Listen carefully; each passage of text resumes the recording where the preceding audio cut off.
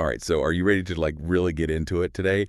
Because today's deep dive, uh, it's going to throw us right into the gaming world. Okay. Yeah, we're talking Xbox versus PlayStation, but um, with a twist. Oh, a twist. Yeah, so you're breaking down this T3 article that straight up says Xbox is confirming that the console wars are over. Wow. Yeah, and that's not even the crazy part. Oh, there's more. Oh, yeah. So get this. The article hints that Xbox might actually lose the console war, but still somehow come out on top. So they lose, but they win.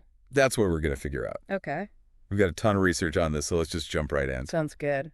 So Yeah. what I found super interesting about this whole article is how it just like flips the script. Yeah. Like we're also used to hearing about this, like winner takes all in the console market, Right. especially with, PS4 and now PS5 kind of dominating everything recently. Mm-hmm. And now Xbox is like, hey, we're changing the rules. Interesting. It really is. Yeah. And they're not even trying to beat PlayStation at, PlayStation's own game anymore. Right. The article quotes Phil Spencer, the head of Xbox, Yeah. saying he's just over the whole, like, us versus them thing. I mean, that's a bold statement from someone who, is leading one side of a rivalry that's been going on for what feels like forever. Totally. And what we're seeing is, like, a huge shift in their entire strategy. Okay. So, Instead of trying to get PlayStation users to switch over to Xbox, they're just focusing on something else. And that is selling games. Okay. Not just on Xbox consoles, but on, like, every platform they possibly can. Every platform. Yeah. So I want to hear from you, the gamer listening right now. Okay. Does brand loyalty even matter anymore? Mm. It's kind of a crazy thing to think about, right? Yeah. Imagine playing Halo on your PlayStation Whoa. or Forza on your Switch. That would be pretty wild. I know. And this is where things get really interesting. Oh, how so? Well, if Xbox really commits to this whole, like, multi-platform approach, it could, like, totally change the industry as we know it. So you're saying we could be on the verge of a gaming world where, like, your console choice doesn't actually limit which games you have access to? Exactly. And the article dives into the financial side of this, too. Okay. And it's pretty crazy to think about. What does it say? Well, Spencer says Xbox is actually making more profit from game sales that aren't even on Xbox. So, like, they're selling their games on other platforms and making more money that way? Exactly. And the article mentions a 70% profit margin for Xbox on these sales. Wow. So just to give some context here, platform holders, they usually take a cut of every game that's sold on their consoles, right? Mm-hmm. So for Xbox to make more profit elsewhere, that kind of shows us where they think their business is headed. So is this like a total genius move by Xbox? It could be. Are they going to like completely sidestep the console wars and make even more money? It's definitely a bold strategy. By going multi-platform, they're basically going from, just a slice of the console pie to maybe the whole dessert. I like that analogy. They're not even competing on hardware sales anymore. It's like they're becoming a major player in the whole games market as a whole. And they're not just talking about it. They're actually doing it. Oh, really? The article specifically mentions that Indiana Jones and the Great Circle is coming to PS5. Okay. And get this, Forza Horizon 5, one of their biggest racing games, Yeah. is also coming to PlayStation. No way. Yeah, and it's going to have cross-platform play. Wow. Forza Horizon 5 on PS5? That's huge. That's all right. That's a franchise that they've always used to, like, show off how powerful their consoles are. Right. To bring that to PlayStation, and with cross-platform play, too. Yeah. It shows they're serious about this. Like they're all in. Yeah, it's like they're saying, we're not just, dipping our toes in the water here. Yeah. We are diving in head first. And it's not just PlayStation they're going for.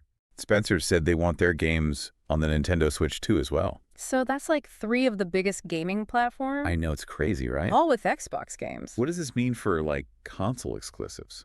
That's the big question, isn't it? Right. If this keeps going, console exclusives, which have been, like, the main selling point for years, might not even be a factor anymore. It completely changes how we think about gaming. Yeah. The article says the real winner in all of this is the gamer. Okay, I can see that. More games, more choices, more access, and you're not locked into one platform. What are your thoughts on all this as a gamer yourself? So as a gamer, I think it's pretty exciting. Yeah. Like, imagine not having to choose between, Xbox or PlayStation just because of a certain exclusive game. Right. You could just pick the platform that you like better, Yeah. knowing that you'll have access to all the games. I mean, that sounds ideal. Yeah. It really does. But it also makes you wonder if the console wars are, like, actually over, then what's next? Yeah. What comes after that? What will the new battleground be like? What are we all going to be arguing about? Hmm. Well, competition is kind of like, a driving force in any industry. Yeah, And gaming is no different. right. So even if the console wars are like, fading away, Yeah. there will definitely be some new battle lines drawn. So what do those new battle lines even look like? Well, one thing we're already seeing is this rise of these gaming subscription services. Like Game Pass and PlayStation Plus. Yeah, exactly. And they're getting more and more popular They are. because you get access to tons of games for just a monthly fee. It's like Netflix for games. Right. So maybe that's the next big fight. Oh, so like instead of fighting over exclusive games, Mm-hmm. they'll be fighting over subscribers Exactly. with bigger and better game libraries. Yeah. And maybe even special features and deals and stuff like that. It's like the streaming wars, but for gaming. Exactly. And then there's also cloud gaming, Yeah, like Google Stadia. Yeah, Stadia and Amazon Luna. What are they betting on? Well, they think the future is streaming games over the internet. Oh, like how we stream music and movies now. Exactly. So does that mean instead of arguing about Xbox versus PlayStation, we're going to be arguing about cloud gaming versus consoles? That's a possibility. It's a pretty big shift. It is. And it kind of makes you think, like, what's more important to gamers? Yeah, Is it like the convenience and accessibility of cloud gaming? right. Or do people prefer the power and control of, having their own console? I guess there are pluses and minuses to both. Yeah, sure.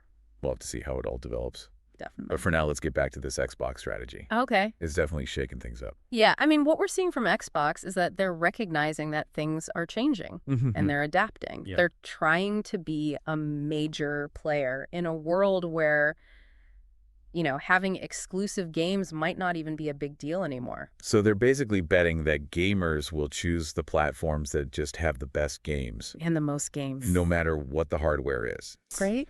It's like they're playing a completely different game now. It is. They're not trying to win the console war. Mm-hmm. They're trying to change what it even means to be like the leader in gaming.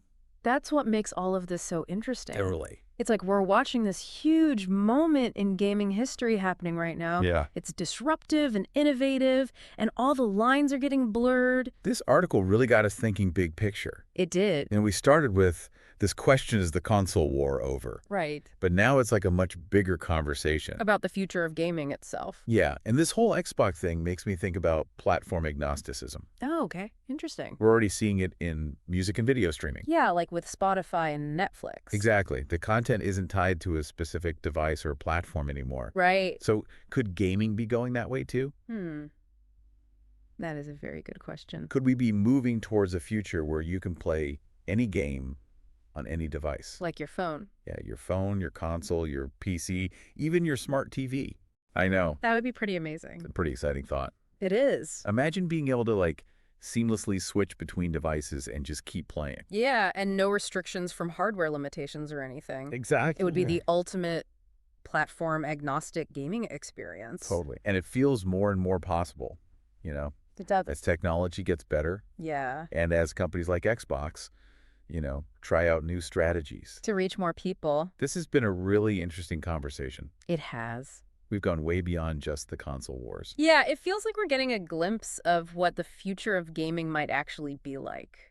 Definitely. And that's the exciting part. Absolutely. So where do we go from here? Hmm. What should people be thinking about, as they're trying to figure out this crazy changing gaming world? Right. What are the big takeaways from this deep dive? Well, I think the first takeaway is that the rules are changing. Okay. The console wars, as we know them, might not even be relevant anymore because companies like Xbox are focusing on these multi-platform strategies. Yeah. And this could lead to a future where gamers have way more choices. That's good. Yeah, but it also raises some questions about how the whole industry is going to adapt. Yeah. It's kind of wild to think about, growing up, it was all about this rivalry. Mm-hmm. And now it's everything's about working together and, making games accessible to everyone. It's a totally different way of looking at things, and it makes you think, About what? what will happen to innovation in gaming? Oh, that's a good point. Like, if companies aren't so focused on making these big exclusive titles, will they even care about pushing the boundaries anymore? Will we still see those crazy graphics and groundbreaking new gameplay? Yeah, will there even be a need to innovate? Exactly. And if the competition is all about services now, Right. what will make one service better than another? Right. Will it be, how many games they have, or like how good their streaming tech is? Or maybe something completely different. It's definitely a lot to think about. And it's something for you listening out there to consider, too. Yeah. Like, what do you want from gaming? What are your priorities? What features or services would make you choose one platform over another? It feels like we're ending this deep dive with more questions than answers, You may be. but that's not a bad thing, right? No, not at all. It means we got people thinking and, being curious about the future of gaming, And that's really the whole point. of any deep dive, Exactly. to get people thinking and, wanting to learn more. To spark that curiosity. We started by talking about this T3 article. That said, the console wars were over. Yeah, and I mean, whether they're really over or not, Who knows? one thing's for sure, the gaming world is changing. It's in a constant state of change. Well, we're seeing these power shifts and the lines are blurring and new tech is popping up everywhere. Yeah, it's a pretty exciting time to be a gamer. So what's the final takeaway for everyone listening today? I think the big thing is that the future of gaming is not set in stone. It's being shaped right now by, the choices that gamers make, the things that developers create, and what companies decide to focus on. So everyone's got a role to play. Exactly. Your voice matters. So stay informed, stay engaged, and keep playing. That's a great way to wrap things up. Thanks. Thanks for joining us on this deep dive into the crazy world of gaming. It's been fun. And until next time, keep exploring, keep questioning, and keep gaming.